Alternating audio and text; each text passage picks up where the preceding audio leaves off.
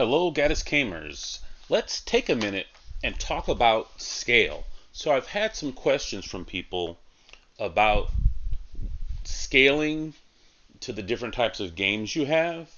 So, um, right now, we play in two scales. We play in 15 millimeter for our sci fi, and we play in 28 for our historicals, mainly.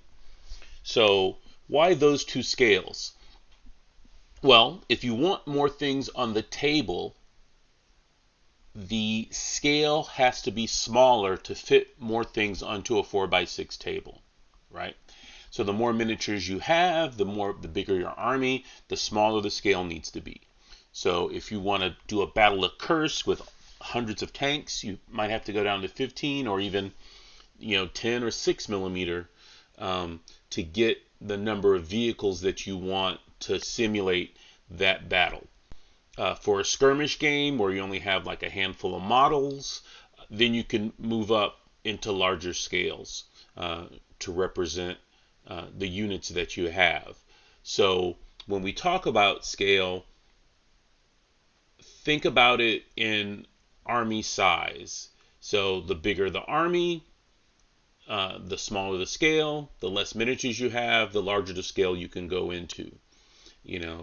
Depending on the type of game that you're playing, the rule set that you have, how complicated that rule set is.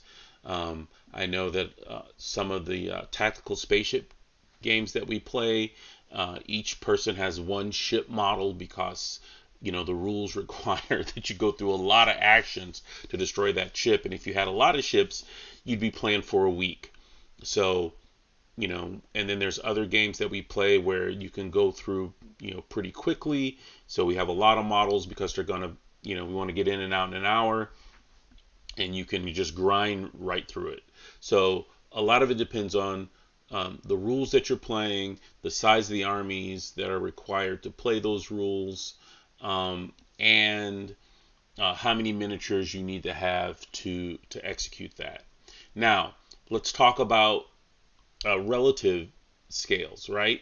So we have true scale 28 millimeter, and even though Warlord says that they have 28, they're really not. The bodies are 25, the hands and the feet and the heads are, maybe 30 millimeter, a little bit larger, and that's why they don't match up well with the 156 scale vehicles. Whereas true 28 millimeter, like our miniatures are, match up perfectly with our vehicles in 156 scale.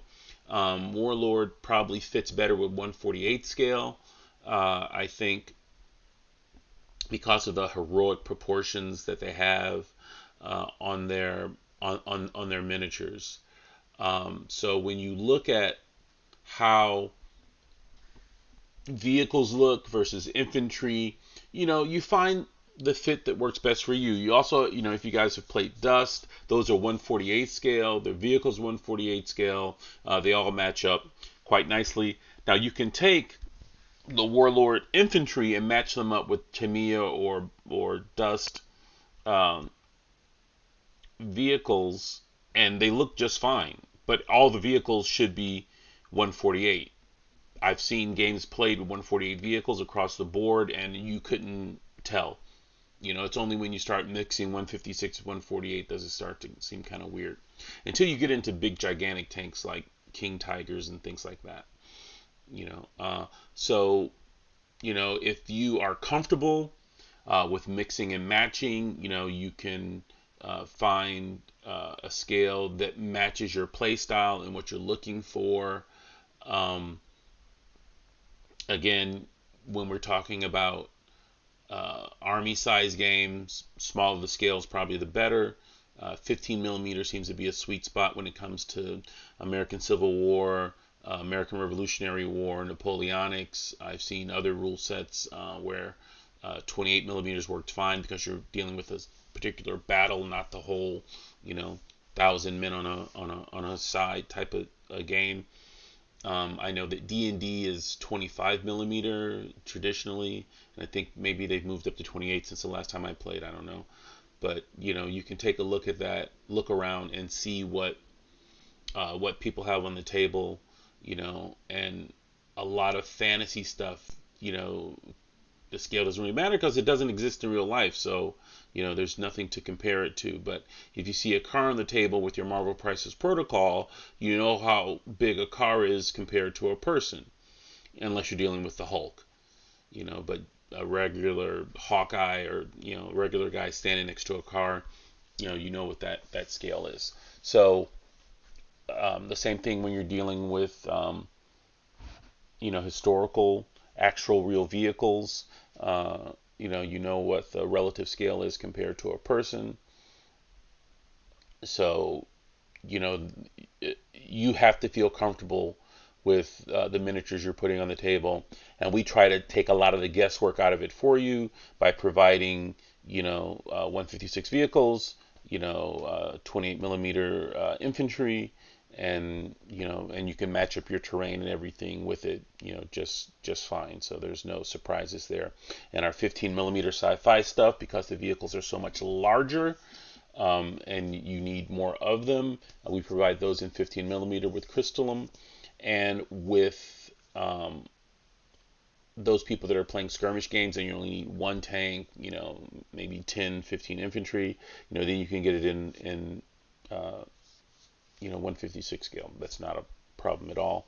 And we've even done custom, now that we have a lot of 3D STL files that we've made, we can even custom print them in 148 scale for those people, that are playing, still using their dust miniatures to do Weird War. So we try to meet you where you're at. We're not trying to do a gotcha and trap you into a system. We know you guys play across the board, mix and match to your heart's content, and realize this scale is relative to the size army that you're playing, how many miniatures you want on the table, what's your commitment to that army. Maybe you want to do 3-hour gaming, 4-hour gaming, fine, or maybe you just want to get in and out an hour, hour and a half. That's all up to you. So hopefully this helps you understand how scale works in wargaming, and helps you better, get a grip on what style of gaming you like to match the scale to that style. All right, like, share, do all the things. And what scale do you play in the most? Let us know. I really like to hear what scales you guys are playing in, and what games are you playing? I know guards is number one on your list. So let me know, comments below, like, share, do all the things, and most of all, happy gaming.